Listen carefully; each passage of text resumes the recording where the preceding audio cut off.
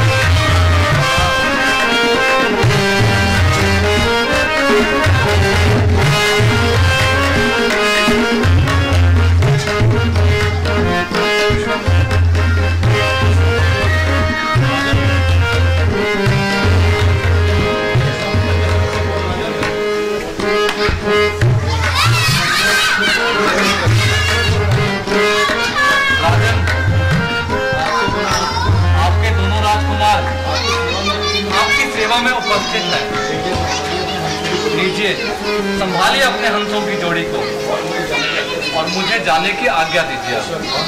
वाह मुनि जी, आपने अच्छी कही।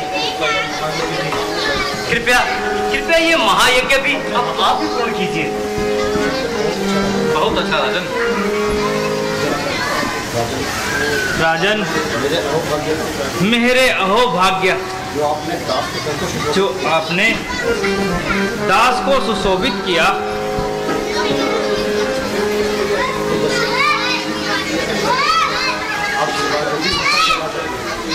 जनक जी, अब विवाह जल्दी संपन्न करना चाहिए। हाँ राजन, अब विवाह कार्य आरंभ कर देना चाहिए। गुरु जी, सब सामग्री तैयार है।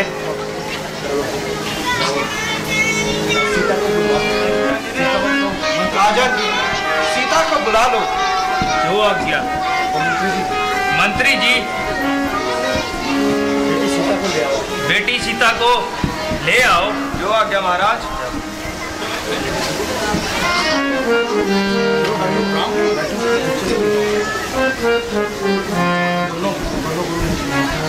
आइए राजन।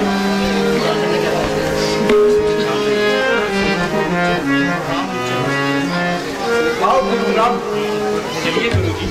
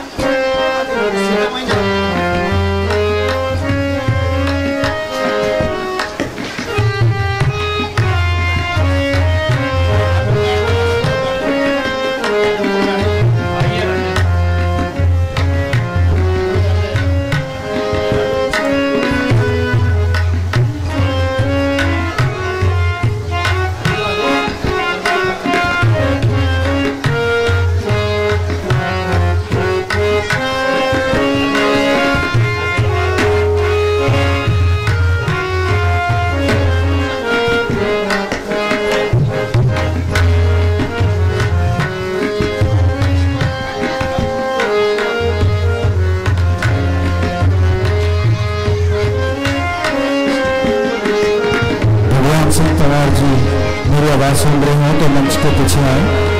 भगवान सिंह पवार जी,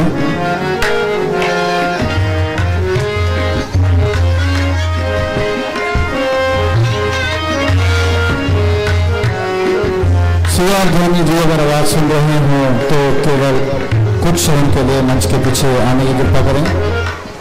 सीआर धोनी जी।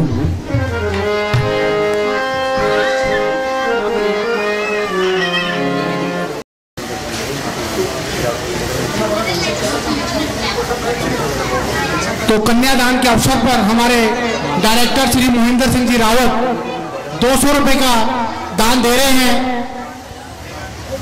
100 रुपए ये बच्चे भी हर रोज शांति विश्व यहाँ पर अपना योगदान देते हैं। सर्वगुण शांति क्षमा शांति रेधि। तो मैं इन सभी दाताओं का बहुत धन्यवाद करता हूँ।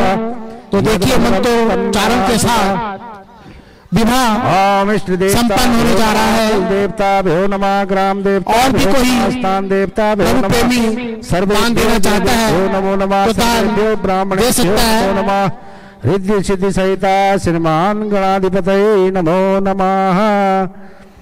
ओम मंगलम भगवान विष्णु मंगलम गरुड़ध्वजा मंगलम पुंडरीकाक्ष भूपति मंगला सर्वमंगल मांगल्ये शिवे सर्वासाधिके शरणे त्र्यंबिके गौरी नारायणी नमोस्तुते।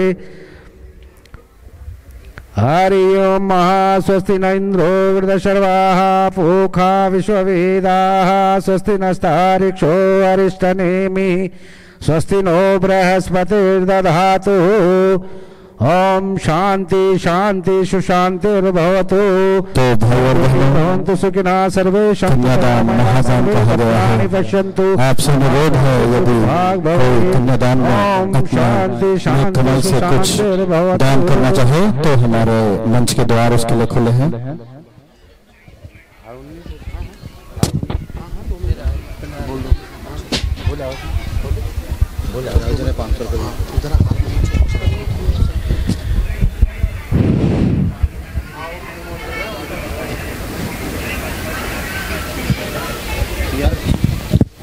₹500 हमारे वरिष्ठ सलाहकार श्री जगमोहन सिंह जी तड़ियाल 500 रुपए कन्यादान के शुभ अवसर पर दे रहे हैं। तड़ियाल परिवार का इस रामला में बहुत ही योगदान है।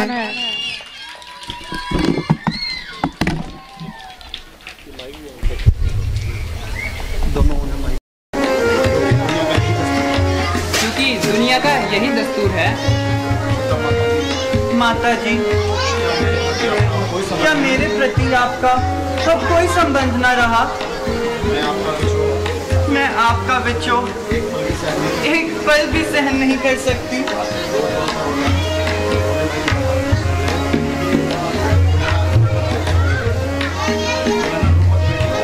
रो मत बेटी, तेरा रोना सुनकर मेरा कलेजा फटा जा रहा है।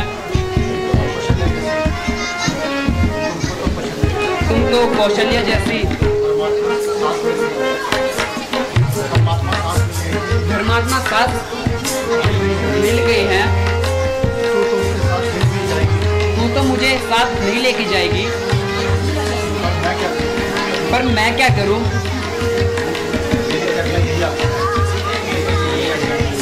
मेरी तेरे लिए यही आज्ञा है कि अपने पति और सास और ससुर की सेवा करना। पिताजी, आज आपने भी मुझे अपने से अलग कर दिया। यदि संसार का यही नियम है तो मैं आपके सामने क्या कहूँ? आज तुम्हें विदा करने में मुझे असहाय वेदना हो रही है, किंतु क्या करूं? संसार का यही नियम है कि बेटी को एक दिन माँ बाप से जुदा होना ही पड़ता है।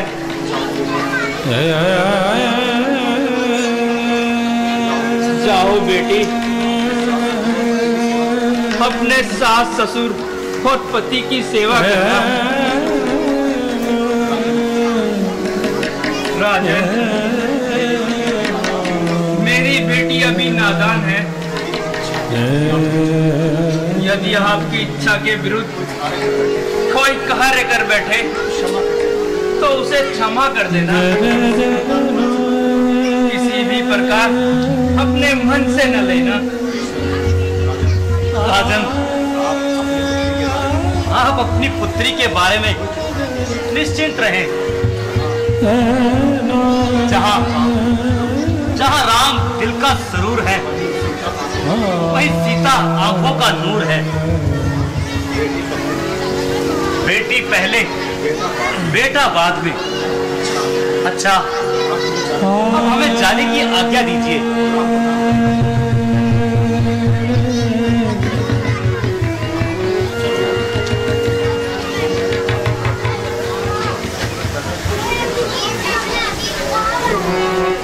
माताजी प्रणाम।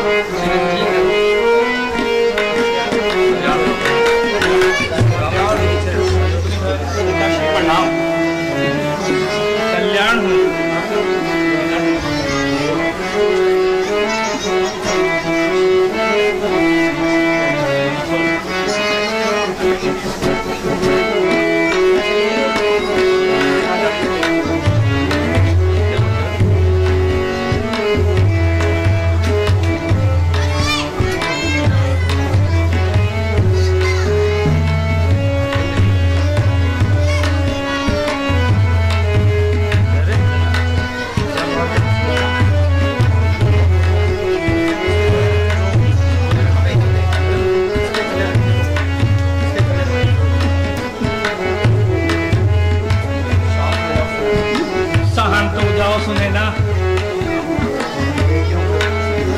बेटियों को एक न एक दिन अपना घर छोड़ना पड़ता है। बेटियां तो पराया धन है।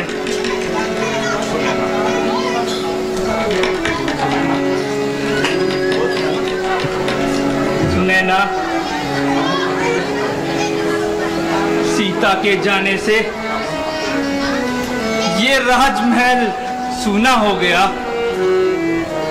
हम कितना अकेले हो गए। सुने ना, हम कितना अकेले हो गए।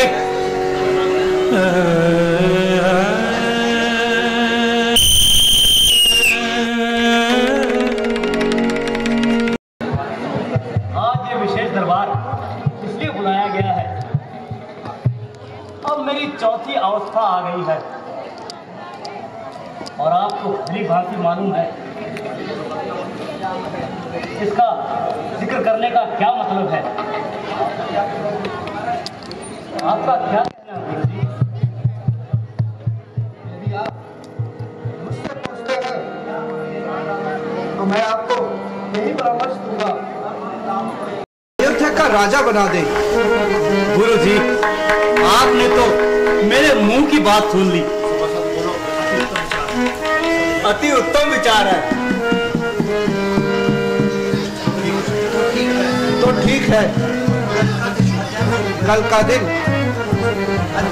अत्यंत शुभ है, इसलिए कल ही राम का रास तिलक कर देते हैं। अच्छा गुरु जी, तो इसी समय राम जी को बुला कर लाइए। महाराजा राम स्वयं आ रहे हैं।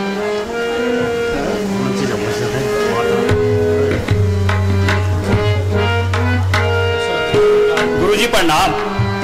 पिताजी प्रणाम। जीते रहो बेटा, अभी तुम्हारी ही बात हो रही थी। बेटा, राज्यसभा के सभासदों और गुरु जी की इच्छा अनुसार कल तुम्हें राज तिलक किया जाएगा। पिताजी, अभी इतनी भी क्या जल्दी है, परंतु यदि आपकी आज्ञा है तो मुझे शिरोधार्य है। मंत्री जी, राज तिलक की समस्त व्यवस्था की जाए। जो आज्ञा महाराज। आओ बेटा।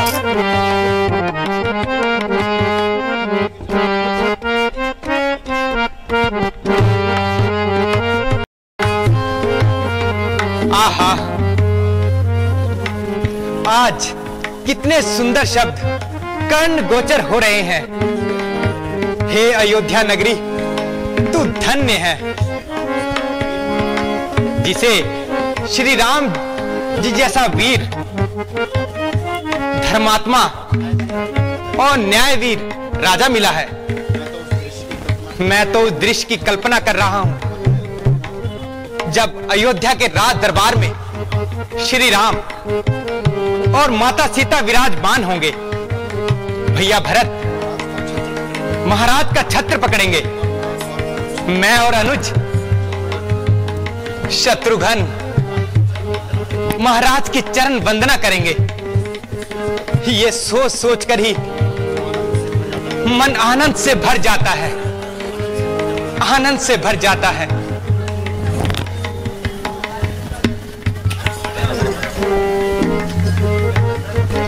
नारायण नारायण नारायण।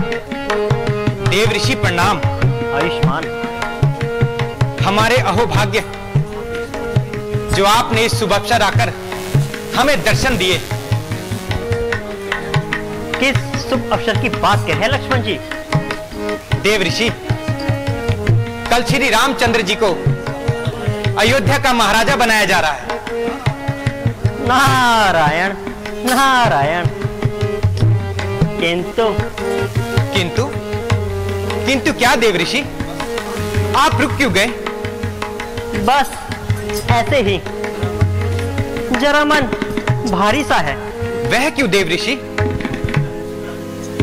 अब मैं अपने मुंह से क्या कहूं? जो होनी होती है उसका ज्ञान सभी को हो जाता है। आप किस ज्ञान की बात करते हैं, जरा स्पष्ट कहिए।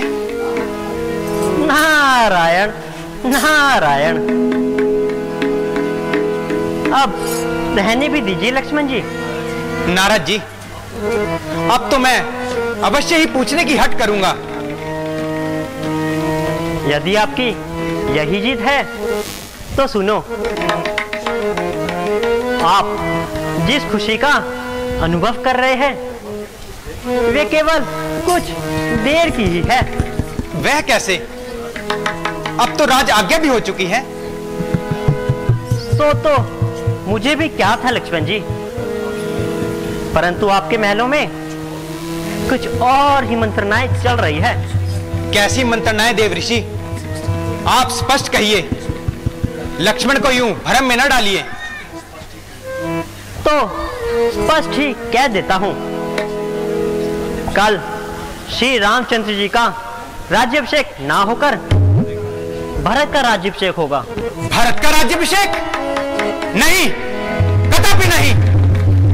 जब तक मेरी भुजाओं में बल है मैं किसी की दाल नहीं गलने दूंगा। चाहे संसार की सारी शक्तियां मेरे विरुद्ध क्यों ना हो जाए, सूर्य, चंद्र और तारे चाहे अपनी गतिविधियां क्यों ना बदल ले, दशों दिशाओं के दिग्गज और दिक्पाल अपने कर्तव्य से विमुख क्यों ना हो जाए, परंतु मैं किसी की दाल नहीं गलने दूंगा। भरत, ओ भरत, तुझे राज्य कदापि ना मिलने दूंगा। नारद जी, काल की मैं ज्वाला हूं, विष का महासागर हूं मैं, भूचाल का वेग हूं, प्रारब्ध का चक्कर हूं मैं। जब तक हृदय में शांति है तब तक ही मले हूं मैं, और जब मेरे क्रोध से तो मैं पर ले हूं मैं। मेरा क्रोध जब उगलेगा तो अयोध्या किस हाल में होगी, आकाश की देवभूमि भी धसित में होगी। मैं अपने विष के बाणों से तीनों लोग जला दूंगा। भरत, तुझे राज्य का स्वाद चखाऊंगा।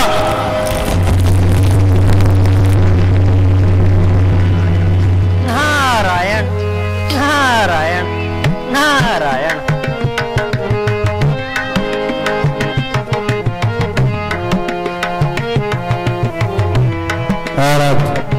नारद जी चल पड़े हैं प्रभु श्री राम के द्वारे।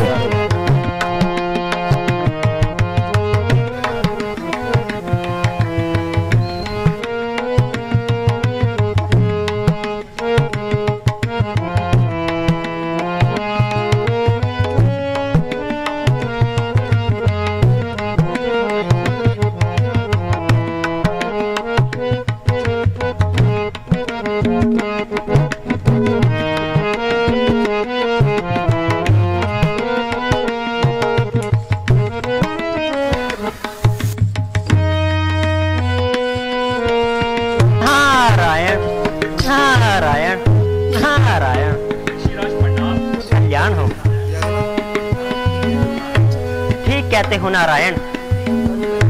उल्टी गंगा जो बह रही है। ये क्या कह रहे हो ऋषिराज?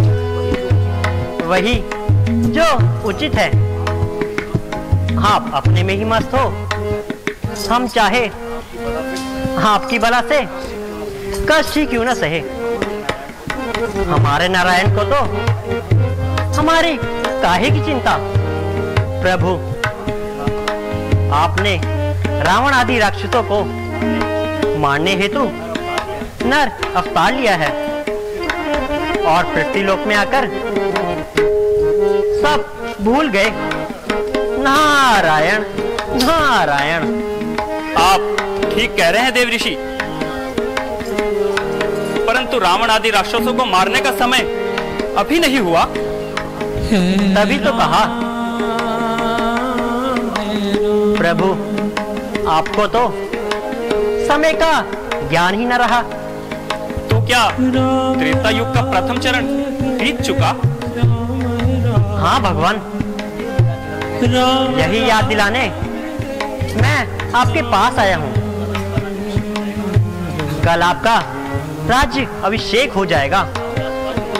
आप राज्यकाल में व्यस्त हो जाएंगे तो कुछ भी न कर पाएंगे। उधर ऋषि मुनि पर्वत पर ऋषि वानर रूप धारण कर आपकी प्रतीक्षा में बैठे हैं।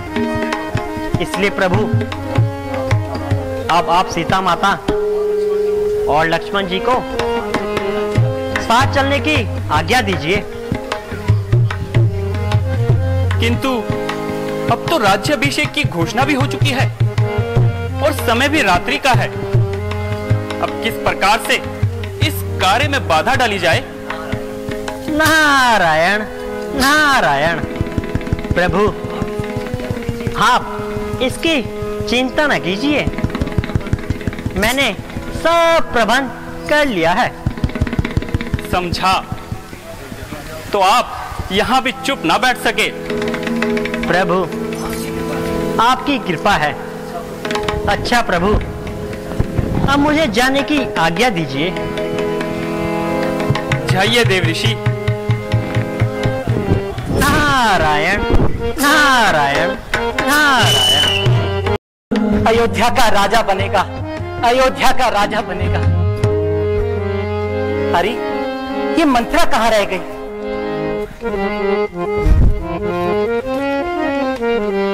रानी रानी रानी।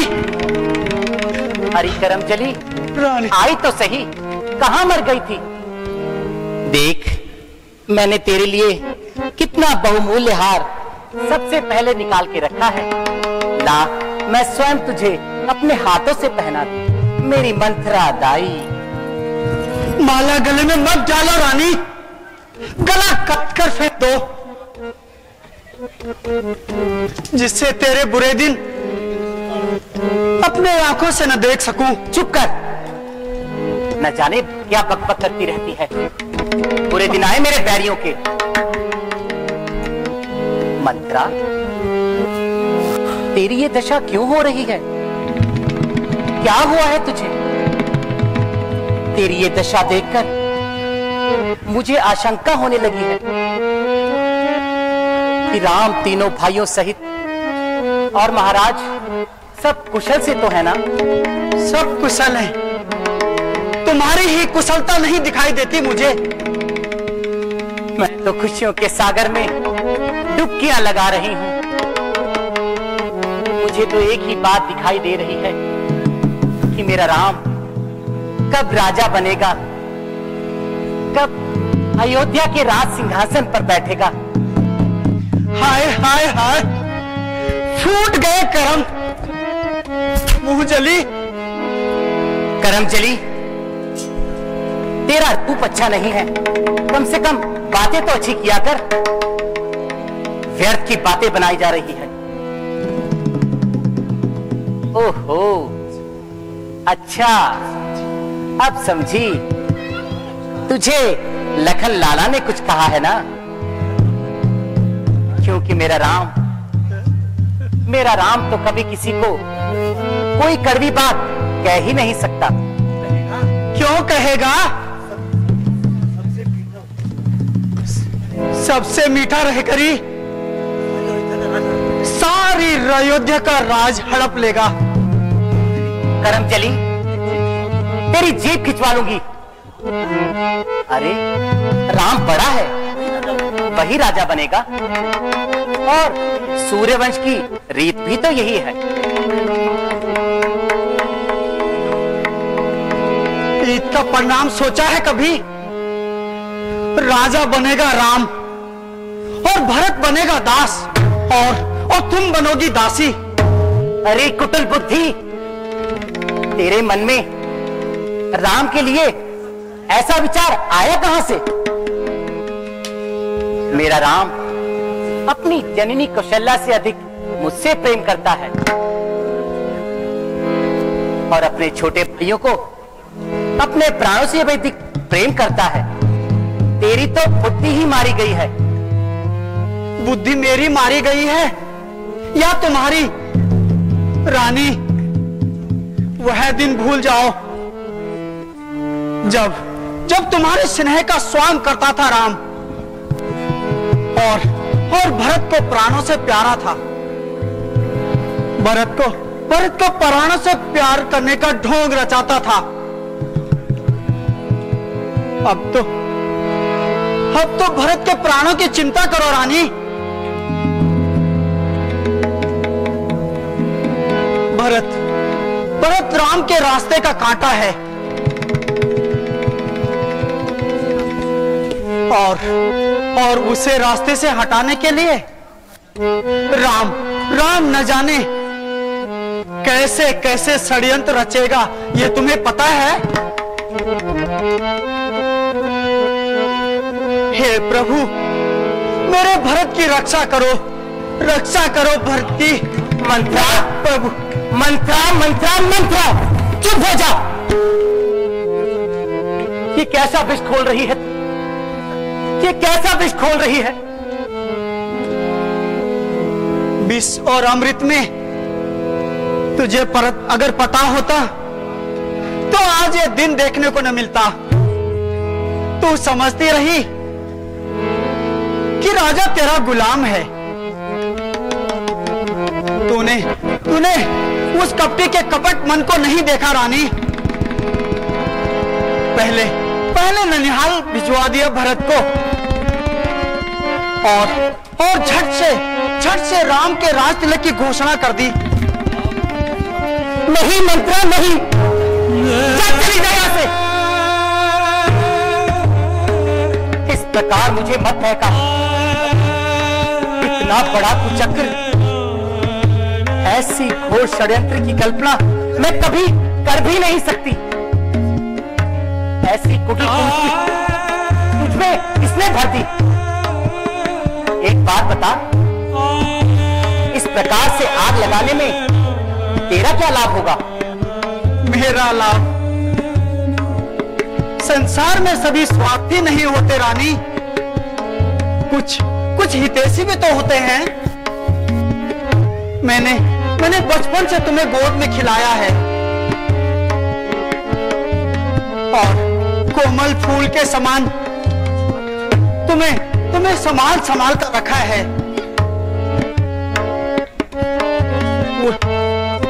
उस फूल को पत्थर पे रखकर खुद पांव से कुचलेगा, मेरा कलेजा नहीं फटेगा।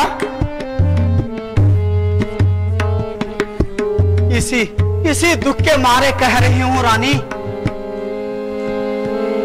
तेरा पुत्र राजा बने या कौशल्या का, मैं तो रानी बनने वाली नहीं।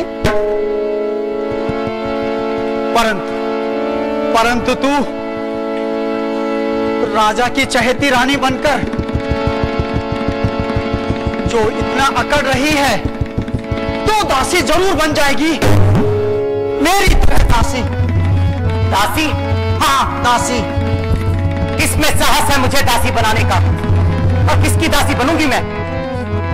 अपनी सौत की, और किसकी? वो वो तुझसे अपने चरण धुलाएगी। दीदी? हाँ दीदी। नहीं, दीदी ऐसा कदापि नहीं कर सकती, कदापि नहीं। दीदी, जिसे तो दीदी दीदी कह रही है, उस नागिन ने एक ही डंक ऐसा मारा उस राजा को, वो अपनी उंगलियों में नचाती रही। उसी के हाथों तेरा सर्वनाश कर डाला। राजा ने राज तिलक की घोषणा पहले से ही कर दी थी रानी। उस बात की भनक तेरे कान में पड़ने भी दी। यह षड्यंत्र न जाने कब से चल रहा होगा। क्या तुझे हवा भी लगने दी? मेरी भोली रानी, तू सौत के विष को नहीं जानती।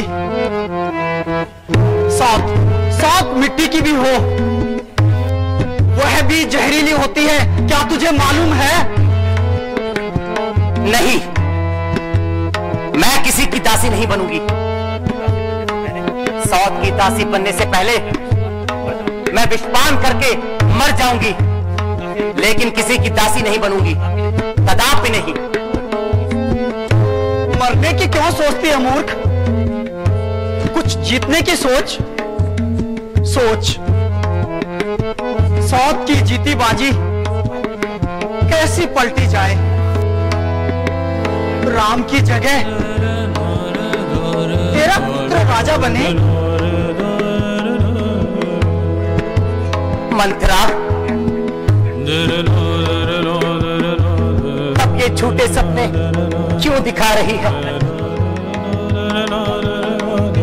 कल भोर होते ही राम राजा बन जाएगा।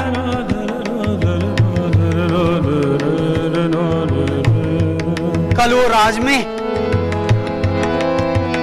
अभी एक रात बाकी है रानी। एक रात में क्या हो सकता है? परले। परले? हाँ, परले तो एक क्षण में हो जाता है। हमारे पास तो रात बाकी है रानी। अगर तुमने सही पासा फेंका तो जीत हमारी होगी। मेरी तो बुद्धि चक्कर खा रही है। उसको बोल म्यूजिक कम करना है। मंत्रा, मेरी समझ में तो कुछ नहीं आ रहा। मैं क्या करूं? इस समय तो मेरे लिए तू ही सब कुछ है। मंत्रा, तेरे से बढ़कर इस संसार में मेरा कोई नहीं। जैसा तू बोलेगी मैं वैसा ही करूंगी। तू जो रास्ता बताएगी मैं उसी रास्ते पर चलूंगी। अब रास्ता भी मैं ही बताऊं? और कौन बताएगा? तो सुन, महाराज के तुम्हारे पास 2 वरदान बाकी हैं, याद है या भूल गई?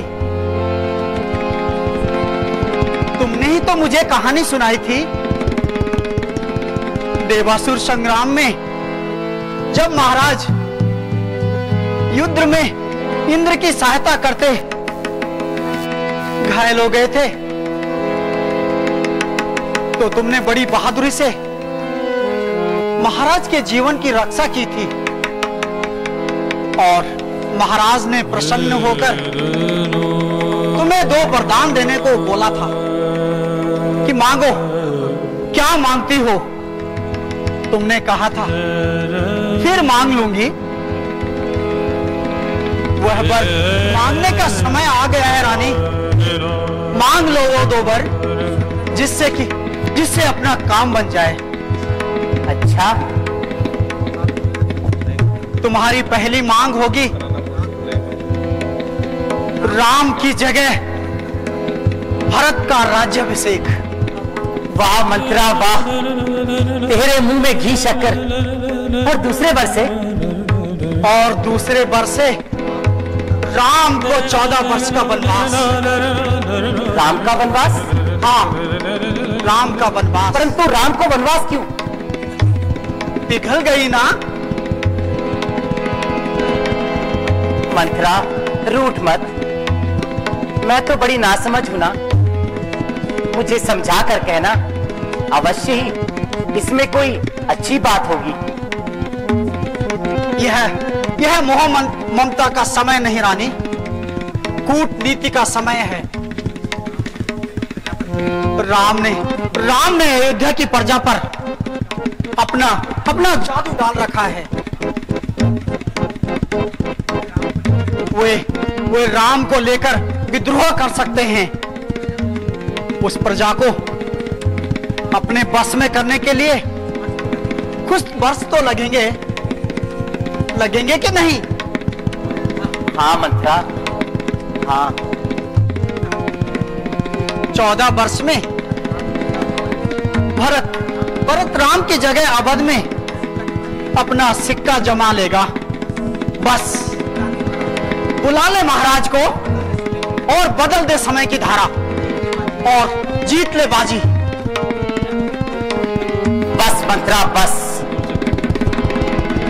अब इससे आगे का कार्य तुम मुझ पर छोड़ दो। मैं अभी को भवन जाती हूँ, ऐसा क्रिया चरित्र रचाऊंगी, सारी बाजी उलट कर रख दूंगी।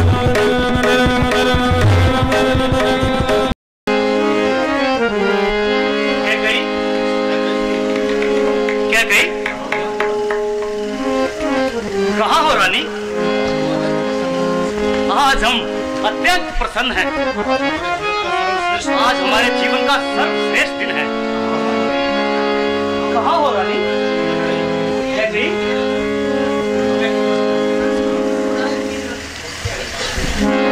प्रणाम महाराज। मंत्रा, रानी कहाँ है? उन्हें कहो हम मिलने आए हैं। क्षमा करें महाराज। रानी तो अत्यंत क्रोध में और कोप भवन की ओर गई है। कोप भवन?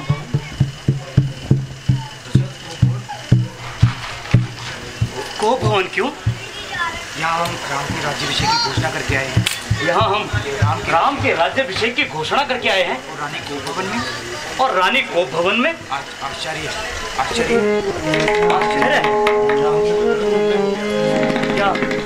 क्या हमसे कोई गलत निर्णय हो गया? अच्छा, समझा, खूब समझा। रानी को हमने इस निर्णय की सूचना नहीं दी, इसलिए रानी हमसे रुष्ट होगी। उनका रुष्ट होना भी स्वाभाविक है, क्योंकि राम कैकेयी का प्रिय पुत्र जो ठहरा, और उसके विषय में तो सारे निर्णय तो हम कैकेयी से ही विचार विमर्श करके लेते हैं। यदि महाराज की आज्ञा हो तो मैं महारानी को बुला लाऊं? आप ठहरिए, मैं अभी रानी को सूचित कर देती हूँ। अपनी भूल के प्रायश्चित हेतु हम स्वयं रानी को मनाने जाएंगे। तुम यही ठहरो और ध्यान रहे, जब तक हम या रानी ना बुलाए तब तक वो भवन कक्ष में कोई ना आने पाए। जो आज्ञा महाराज।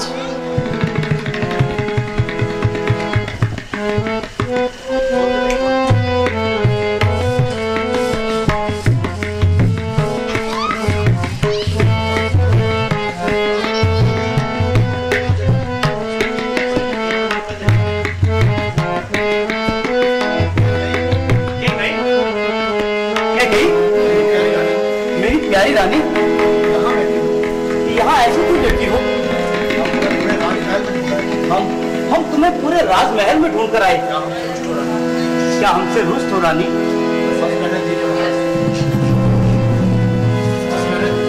बस रहने दीजिए महाराज, क्षमा कीजिए और यहाँ से चले जाइए। रानी, तुम्हारे इस चंद्रमुखी रूप पर ये क्रोध की लालिमा शोभा नहीं देती। जानती हो रानी, हम तुमसे कितना स्नेह करते हैं।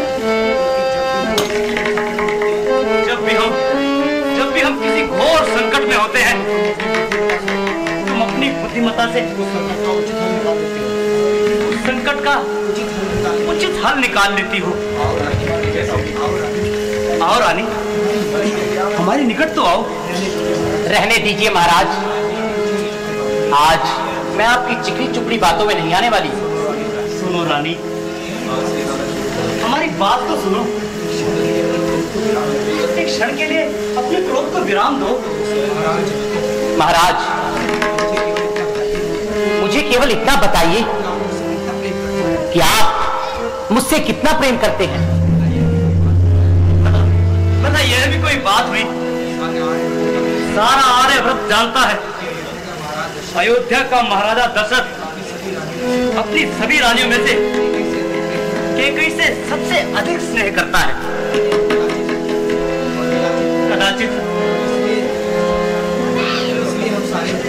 इसलिए हम विजय पर उनसे बिना कोई विचार विमर्श ही नहीं करते। चाहे वह पारिवारिक निर्णय हो अथवा इस राज्य से संबंधित। रहने दीजिए महाराज। रानी, हमारा विश्वास करो। क्या तुम हम पर संदेह कर रही हो? यदि यही बात है तो राम के राज तिलक के निर्णय का परामर्श उससे पूछे बिना कैसे लिया गया? हमने पहले ही अनुमान लगा लिया था। तुम अवश्य इसी बात से नाराज हो। चलो हम अपनी भूल स्वीकार करते हैं। अब तो प्रसन्न हो जाओ और हमें अपना वो मनोहारी रूप दिखाओ जिसे देखकर हम आनंदित हो जाएं। प्रश्न तो ये है महाराज कि भरत और शत्रुघ्न भी यहाँ नहीं है, तो आप ये निर्णय कैसे ले सकते हैं? क्या आपको ज्ञात नहीं कि राज्य के उत्तराधिकारी का निर्णय सभी राजकुमारों की उपस्थिति में लिया जाता है? रानी, मैं तुम्हें विस्तार पूर्वक सारी बात बताता हूँ। आज जब राज्यसभा आरंभ हुई तो कुलगुरु वशिष्ठ जी ने मुझसे कहा, अब आपकी चौथी अवस्था आ गई है। अब आपको अपने राजकुमारों में से एक योग्य राजकुमार चुनना होगा। सारी राज्यसभा ने राम के नाम की घोषणा की जय जयकार कर दी। फिर वशिष्ठ जी ने यह भी कहा कि कल अति शुभ दिन है और ये लग्न कई 100 वर्षों पश्चात आता है, इसलिए कल ही राज्याभिषेक कर दीजिए। बस फिर क्या था, सारी राज्यसभा ने इस बात का समर्थन कर दिया। परंतु मैं इस बात का समर्थन नहीं करती। मैं अपने पुत्र भरत को सदा सदा के लिए राम का दास बनकर देखना नहीं चाहती। और राम का दास, ये क्या कह रही हो? तुम्हारे होश तो ठिकाने पर है। राम तो भरत को अपना अभिन्न अंग मानता है। भला वो उसे दास क्यों बनाएगा? महाराज, राजमत बहुत प्रबल होता है। राजा बनने के बाद यदि राम बदल गया, नहीं, मैं ये सहन नहीं कर पाऊंगी। रानी, अब मैं तुम्हें कैसे विश्वास दिलाऊं? राम तो गंगा जल की तरह पवित्र है। अब तुम्हें बताओ मैं क्या करूं? महाराज, याद है देवासुर संग्राम? आपने मुझे 2 वर देने को कहे थे। हाँ प्रिय, जब तुमने युद्ध में 2 बार हमारी जीवन रक्षा की थी तो हमने ने प्रसन्न होकर तुम्हें 2 वरदान दिए थे और कहा था कभी भी मांग लेना। हाँ हाँ महाराज, वही 2 वर। आज मुझे मेरे दोनों वर चाहिए। अवश्य रानी, आज हम अति प्रसन्न हैं। हम अपने वर अवश्य पूर्ण करेंगे। मांगो, क्या मांगती हो? जो मांगूंगी क्या दे पाएंगे महाराज?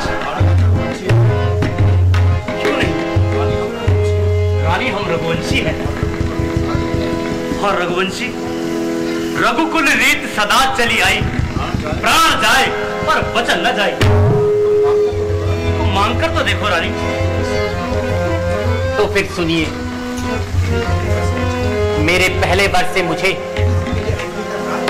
भारत के लिए अयोध्या का राज्य चाहिए। ये क्या कह रही हो?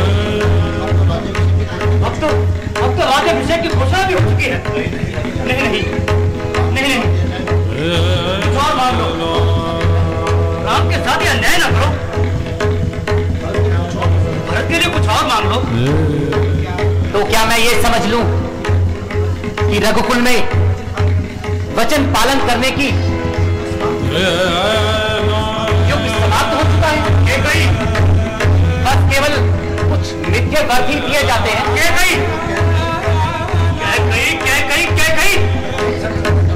हमें धर्म संकट में मत डालो, मत न करो। आखिर भरत और राम ने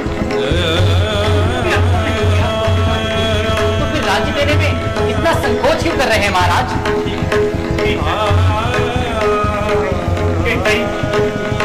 यदि तुम यही चाहती हो तो यही सही। हम कल भरत के राज्याभिषेक की घोषणा कर देंगे। हम अभी जाकर आपातकालीन सभा बनाते हैं। ठहरिए महाराज, अभी मैंने अपना दूसरा वर नहीं मांगा। अब तुम्हें और क्या चाहिए केकई? महाराज, जब आप एक वचन पूरा कर ही रहे हैं तो दूसरा वचन भी पूरा कर दीजिए।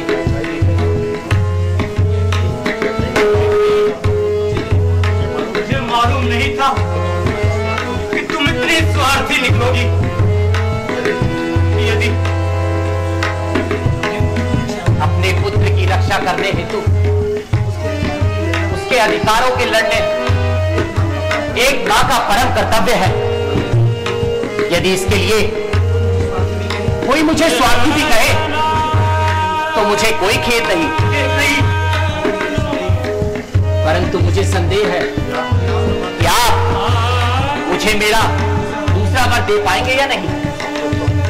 सब कुछ तो हम दे चुके हैं रानी। हमारे पास है ही क्या? फिर भी हम वचनबद्ध हैं। मांगो, क्या मांगती हो? पहले आप राम की सौगंध खाकर कहिए कि जो कहूंगी वही करेंगे। हम राम की सौगंध खाकर कहते हैं, तुम जो कहोगी वही करूंगा। तो फिर सुनिए, मेरे दूसरे वर्ष से मुझे राम के लिए 14 वर्षों का वनवास चाहिए।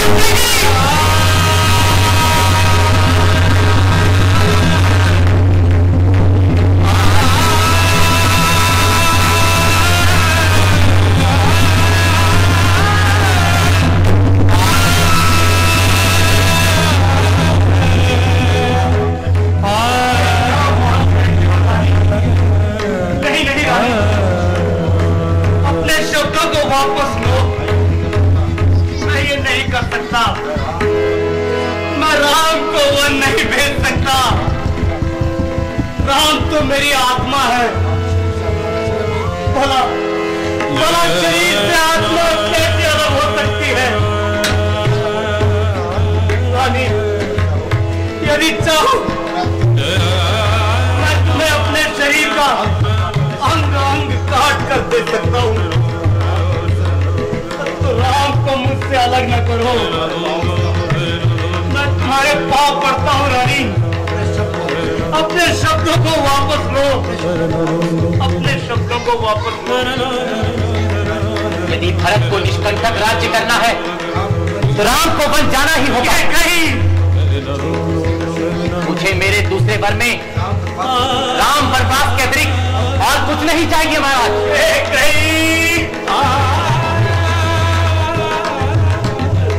अयो निर्मोही, कुछ तो मेरी लाज रख,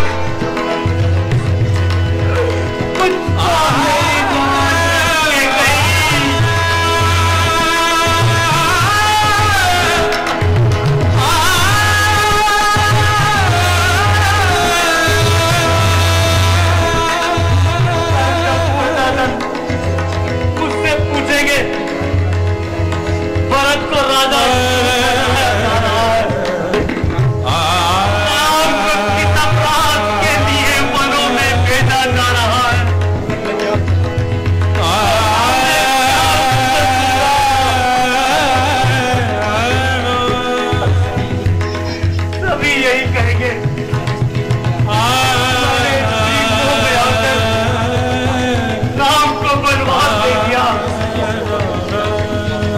सब कुछ तो आपको वर देने से पहले सोचना चाहिए था महाराज।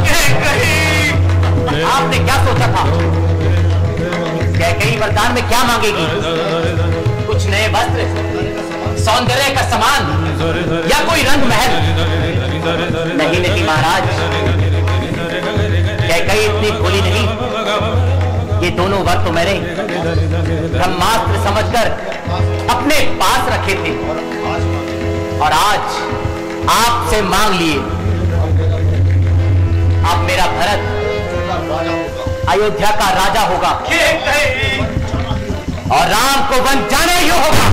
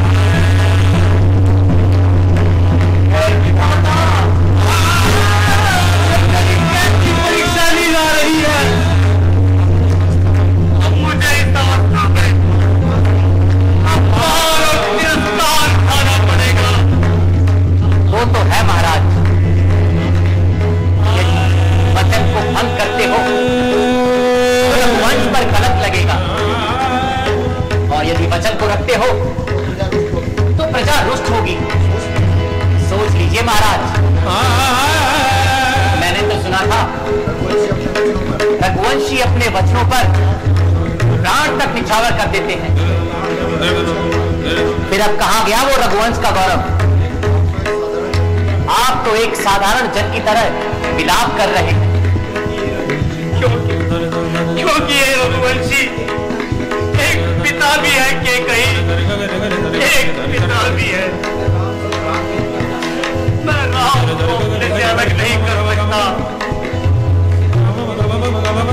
उससे अत्यंत प्रेम करता हूं कि कहीं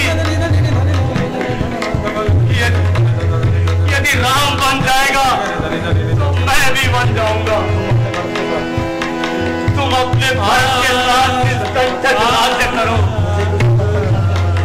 मुझे उसके साथ बन जाने की आज्ञा दे दो, ताकि लोगों को ये लगे ये सारा षड्यंत्र मेरा रचाया हुआ है। नहीं नहीं महाराज, आप कहीं नहीं जाएंगे, आप यहीं रहेंगे, आपको यहां रहना ही होगा। बोलिए महाराज, देते हैं मुझे मेरे दोनों वर या नहीं, या मैं एक घोषणा कर दूं कि अयोध्या का महाराजा दशरथ वचन भंगी है। बोलिए महाराज, बोलिए, आपने मुझे मेरे वर दिए या नहीं? बोलिए महाराज।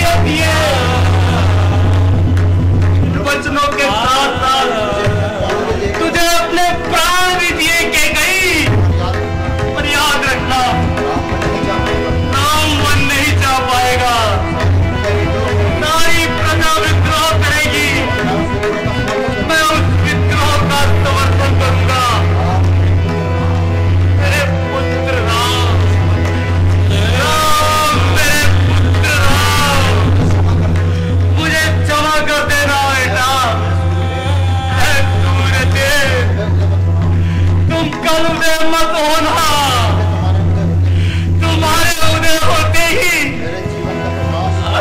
मेरे जीवन का प्रकाश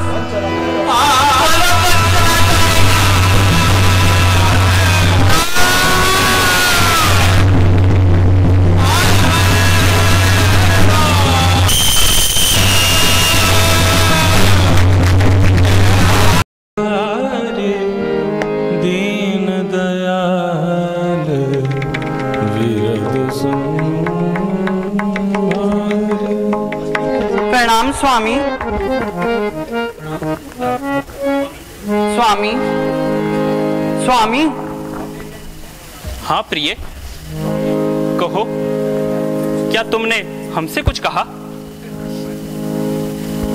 अयोध्या के होने वाले महाराज को यह शोभा नहीं देता कि वह अपनी धर्मपत्नी के प्रणाम का उत्तर ही न दे।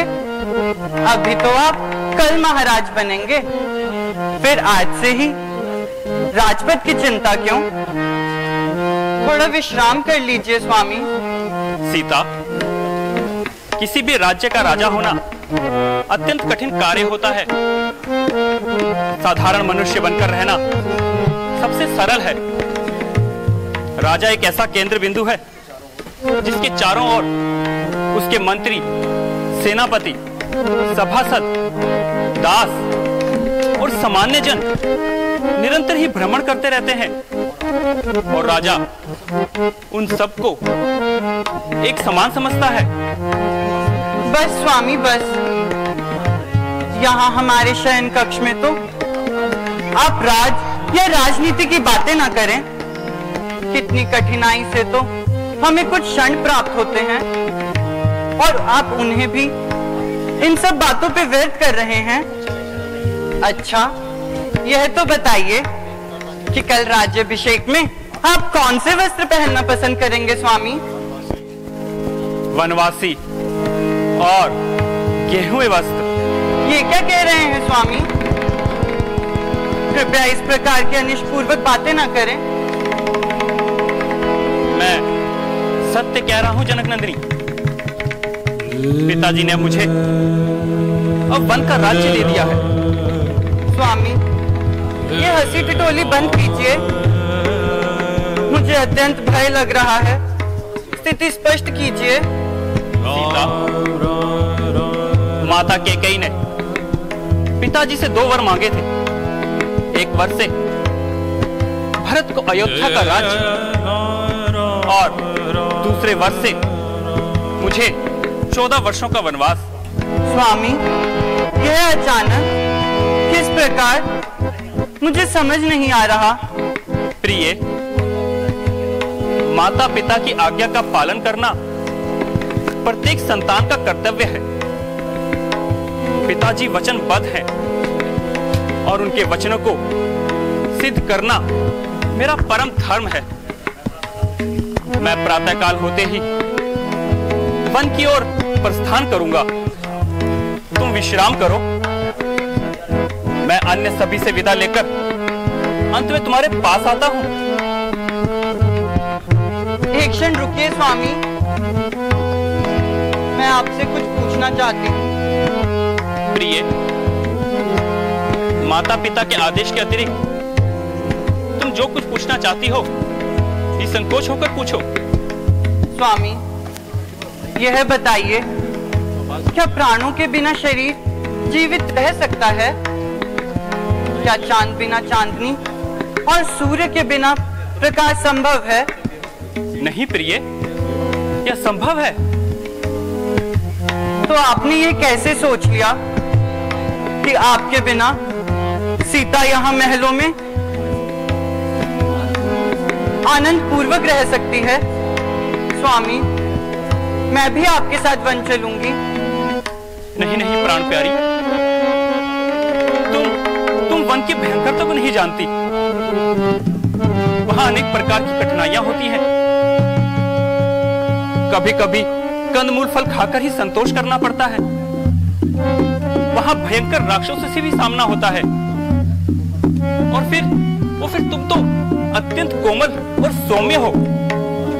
तुम वहां नहीं रह पाओगी। यहीं पर रहकर माता कौशल्या की सेवा करो। स्वामी, आप स्वयं कह रहे थे ना कि माता पिता की प्रत्येक आज्ञा का पालन करना संतान का प्रथम कर्तव्य होता है। अब आप ही मेरे माता पिता की आज्ञा पूर्ण करने में अवरोध उत्पन्न करते हैं। वह कैसे जनक नंदिनी? याद है पिताजी ने जनकपुर से विदा होते हुए क्या कहा था कि हे पुत्री, आज से मैं तुम्हें श्री राम को सौंपता हूँ। वे जहाँ रहे वही स्वर्ग समझना। यह जहाँ जाएं तुम इनकी छाया बनकर इनके साथ चलना। यह जो खाएं उसे ही 56 भोग स्वीकार कर ग्रहण करना। यदि वे आपत्ति में हो तो तुम इनकी ढाल बनकर इनकी रक्षा करना। हाँ प्रिय, मुझे ये सब याद है, परंतु तुम एक बात भूल रही हो। वह क्या स्वामी? राजा जनक ने यह भी कहा था कि राम की प्रत्येक आज्ञा का पालन करना तुम्हारा परम धर्म है। स्वामी, आपकी यह आज्ञा मैं पूरी नहीं कर पाऊंगी। मैं आपके वियोग में एक पल भी जीवित नहीं रह सकती स्वामी। आपके बिना तो यह राजभवन मेरे लिए काल कोठरी के समान है और वो वन स्वर्ग समान। अपनी इस दासी को अपने साथ ले चलिए स्वामी। मैं आपको वन में किसी प्रकार का कष्ट नहीं दूंगी। वन के कंदमूल फलों को मैं राजभोग समझकर ग्रहण करूंगी। यदि भोजन भी उपलब्ध ना हुआ तो मैं जल पीकर ही संतोष कर लूंगी स्वामी। हे नाथ, मैं आपसे कुछ अनुचित नहीं मांग रही। आप जहां जाओगे मैं भी वहीं जाऊंगी स्वामी। मैं भी वहीं जाऊंगी स्वामी। प्रिय, उठो। मुझे पूर्ण विश्वास हो गया कि तुम अपनी हट नहीं छोड़ोगी। चलो अब शांत हो जाओ और जाओ वन जाने की तैयारी करो।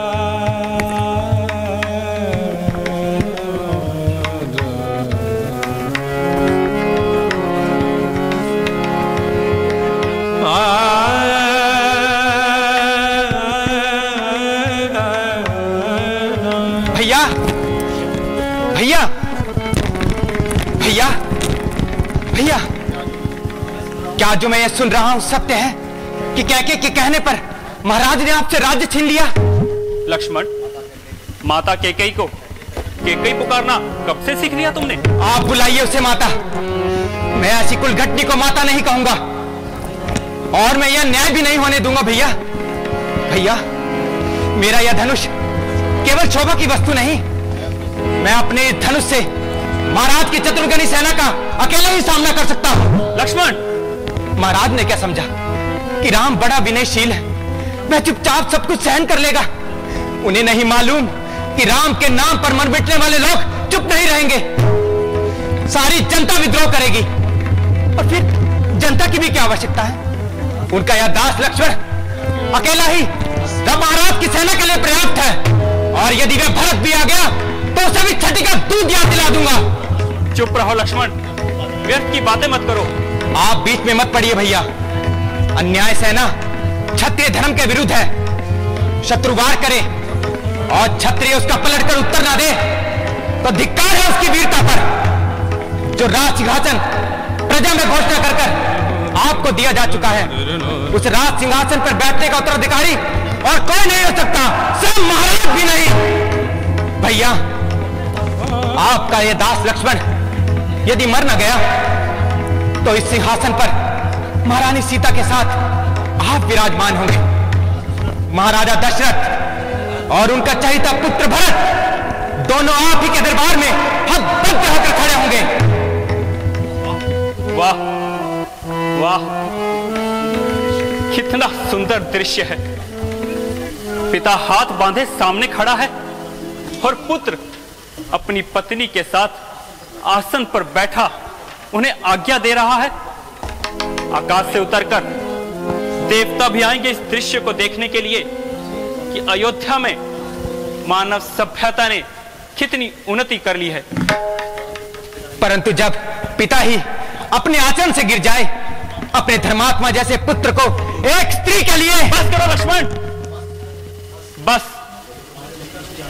यदि तुम्हारे इतने ही नीच विचार हैं तो मुझे भैया कहना छोड़ दो। भैया? और आज के बाद मुझे अपना मुख मत दिखाना। भैया, आप ये क्या कह रहे हैं? मैं आपके बिना कैसे जीवित रह सकता हूं?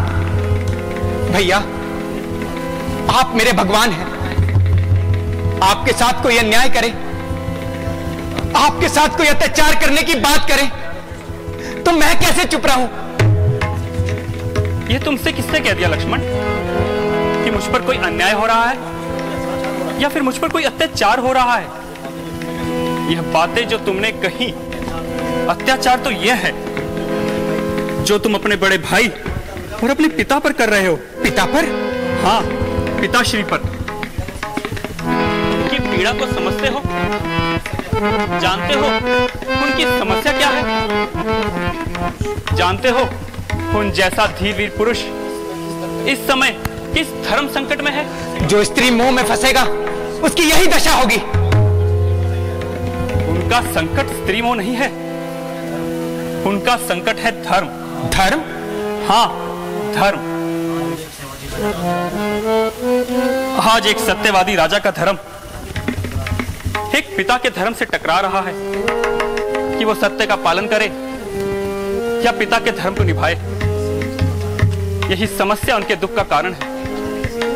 लक्ष्मण, एक राजा ने किसी को वचन दिया कि जो मांगो वो दूंगा, और मांगने वाले ने वो वचन मांगा है जिससे राजा को अपने सबसे प्रिय पुत्र का बलिदान करना पड़ रहा है। और यदि वह वचन को तोड़े तो ना केवल अपनी सुकृति नष्ट करे अपितु संपूर्ण कुल की कीर्ति को कलंक लगा दे। लक्ष्मण, यदि वह वचन को रखे तो वो पुत्र जिसके बिना वे जीवित नहीं रह सकते उसे वन के कांटे कंकरों पर धकेल दे 14 वर्षों के लिए। लक्ष्मण, तुम उनकी पीड़ा को क्यों नहीं समझते? उनकी अवस्था आज उस घायल शेर की तरह है जो किसी शिकारी के जाल में फंस गया है, और ऐसे असहाय पुरुष पर तुम अपने तीर चलाकर अपनी वीरता दिखाना चाहते हो तो धिक्कार है ऐसी वीरता पर। ऐसे धर्मात्मा पिता के बारे में ऐसा सोचकर भी तुमने पाप किया है जिसका प्रायश्चित हम सबको करना चाहिए। लक्ष्मण, यदि उन्हें अपने धर्म की चिंता ना होती तो वे आज इतने दुखी ना होते। लक्ष्मण, आज जब मैंने उन्हें इतनी असहाय अवस्था में देखा तो मुझे अपने ऊपर ग्लानि हो आई कि मेरे कारण मेरा महान धर्मात्मा पिता इतना दुखी है। मैंने अपना कर्तव्य निश्चित करने में एक पल की भी देरी नहीं की, क्योंकि पुत्र होने के नाते मेरा एक ही कर्तव्य है कि मैं वही काम करूं जिससे उनके धर्म, उनके सत्य, उनकी प्रतिष्ठा की क्षति न हो, अपितु उनकी कीर्ति बढ़े, उनका यश मलिन ना हो। लक्ष्मण, हमारे जैसे पिता तो किसी को बड़े भाग्य से मिलते हैं, परंतु यदि किसी का पिता दुराचारी भी हो, चाहे संसार उसे त्याग भी दे, तो भी पुत्र का धर्म है कि वह अपने पिता को भगवान की तरह पूजे, क्योंकि पिता मनुष्य का प्राणदाता होता है। लक्ष्मण, जो लोग पिता की भक्ति नहीं करते, देवता तो क्या स्वयं भगवान भी उनकी पूजा को स्वीकारा नहीं करते। भैया, तो क्या हम माता कैकेयी के इस अन्याय को चुपचाप सहन कर लें? मैं माता कैकेयी को दोषी नहीं मानता। भैया। हाँ लक्ष्मण, बचपन से लेकर आज तक माता कैकेयी ने हमें कितना स्नेह और कितना दुलार दिया है। क्या तुम वो सब भूल गए? वो तो निश्चल प्रेम की एक ऐसी पवित्र नदी है जिसमें सदा ही स्नेह की लहरें उठती रहती हैं। ऐसी निश्चल प्रेम की नदी एक दिन में कैसे फूटे, ये मेरी समझ में नहीं आ रहा है भैया, ये मेरी समझ में नहीं आ रहा है। संसार में बहुत सी अनहोनी बातें होती हैं जो मनुष्य की समझ में नहीं आती। अकस्मात एक दिन कोई भूकंप आता है जो मनुष्य के जीवन को उथल पुथल कर देता है। ऐसे समय में किसी दूसरे को दोष नहीं देना चाहिए, अपितु उसे अपना बैरीवश मानकर, अपना प्रारब्ध मानकर स्वीकार कर लेना चाहिए। लक्ष्मण, आज जो कुछ भी हो रहा है वह होनी करा रही है। ये विदना है जिसने माता कैकेयी जैसी स्नेहमयी और पुण्यशिला स्त्री को ऐसी बुद्धि जो दे दी। यदि यह होनी है तो मैं ऐसी होनी से भी नहीं हारना चाहता। वीरों की पुरुषार्थ की परीक्षा ऐसे ही आपत्ति काल में होती है। आपत्ति काल में केवल वीरता की परीक्षा नहीं होती, मनुष्य के धर्म की भी परीक्षा होती है। लक्ष्मण, वीरता केवल शस्त्र उठाने को नहीं कहते। कभी कभी शस्त्र ना उठाना परम वीरता की निशानी हो सकता है। इसलिए रख दो ये धनुष और इसे मेरे जाने के पश्चात राजा भरत की सेवा में धारण करना। आपके जाने के पश्चात? इसका क्या अर्थ है? यदि आप बन जाओगे तो मुझे भी जाना होगा। नहीं लक्ष्मण, नहीं। वनवास मुझे हुआ है, तुम्हें नहीं। मुझे? अर्थात भैया लक्ष्मण को आपने कब से अपने से अलग समझ लिया? आप ही ने तो कहा था कि जहां राम वहां लक्ष्मण। आप ही ने तो कहा था कि लक्ष्मण मेरी अंतरात्मा है, जो भोग राम भोगेगा वो लक्ष्मण भी भोगेगा। लक्ष्मण, भरत और शत्रुघ्न भी यहां नहीं है। माता पिता, सगे से नहीं, परिवारजन